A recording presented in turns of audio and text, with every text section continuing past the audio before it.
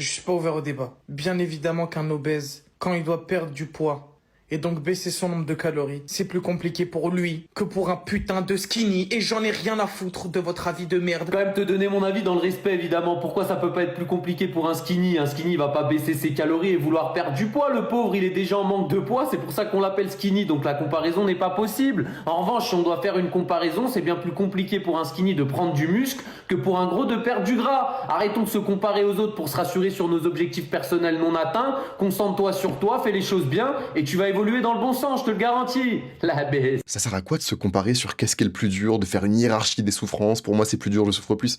En vrai, ça sert à rien, c'est pas productif pour personne. Et on peut dire que perdre du poids, c'est plus un jeu mental au final. J'estime que c'est même plus un travail psychologique de son rapport à l'alimentation, etc., que juste faire du sport et manger moins, quoi. Et inversement, on sait que prendre du muscle, c'est un processus qui est lent, qui est plus lent objectivement que perdre du gras. Mais au final, le résultat d'une personne qui commence avec un physique type skinny, à terme, en général, il est plus propre qu'une personne en surpoids, parce qu'il y a une masse grasse, en général, qui est naturellement plus faible. Donc les deux sont difficiles. Il y en a un, je pense que c'est un peu plus mental que l'autre, et là où c'est plus physique, parce qu'on doit se forcer à manger plus. Et toi, t'en penses quoi? C'est quoi le plus dur? Perdre du poids ou en prendre?